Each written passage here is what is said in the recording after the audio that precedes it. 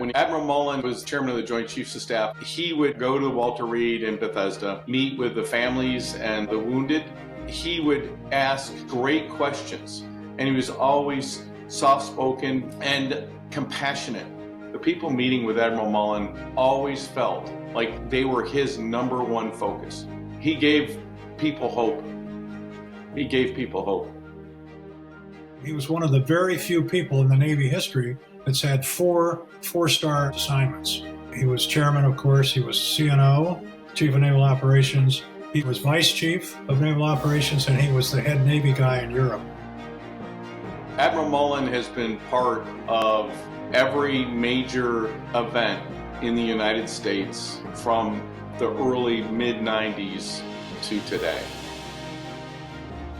I think it's important to remember that, he didn't start out as an admiral. He started out as a midshipman at the Naval Academy and then worked his way up through the junior ranks at sea. He was what we call a surface warfare officer, so his duty in the Navy was on ships, warships, of all different sizes and scales and classes, and he commanded at virtually every level that a naval officer can command. And I can't recall a single major decision that I witnessed him making where he didn't first think about how is this going to affect our people, and just as critically, how is it going to affect their families? Because he knows how important families are to the continued service of the men and women in uniform in this country. We're an all-volunteer force. It constantly weighed on him. He bore that up with as much grace and humility and dignity as anyone could ask. Chairman of the Joint Chiefs is actually the lead military advisor for all services to the President and to the national security apparatus. The most important word that comes to mind when it comes to Admiral Mullen is integrity. You're just not going to find a more honest, more credible man, a stronger leader in that regard. One of the things he's most famous for, of course, is taking that stance on don't ask, don't tell, and coming out publicly the first time for a senior military officer, believing that don't ask, don't tell needed to go away.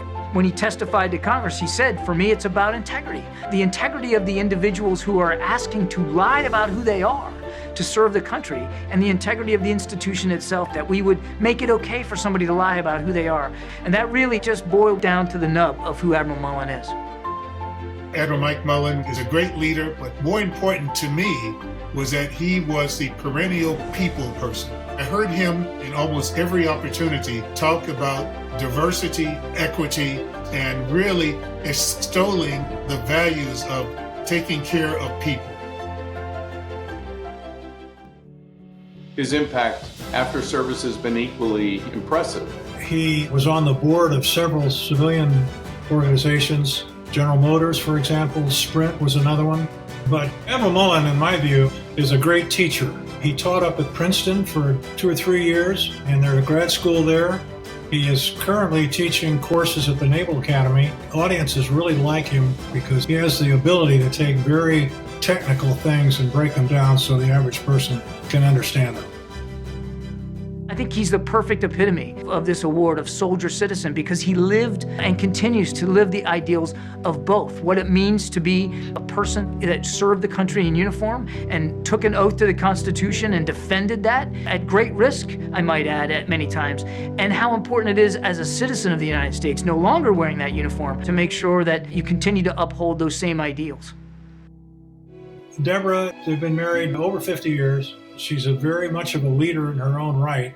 She is very passionate about taking care of people who are in need, especially people who have PTSD, people who have special needs. They've been together in this fight and in this work their entire life. They're just made for each other, to tell you the truth. Mike, I can honestly tell you, regardless of being from different services and having different backgrounds, I've always held you up in the highest esteem. He's had a great effect on me personally. He had a lot of achievements, but he never let it to go to his head. He never bragged about it. He just got on with the next mission, and I followed that example. I lost my father in 1990. I was just in my mid-20s. And I don't think I'm overstating it to say that in many, many ways, Admiral Mullen is a surrogate father to me. I know that I would not be where I am now. I would not have enjoyed the opportunities that I've enjoyed, that I would not have been able to serve my country for as long as I did if it hadn't have been for him. his leadership, his guidance, and most importantly, his friendship.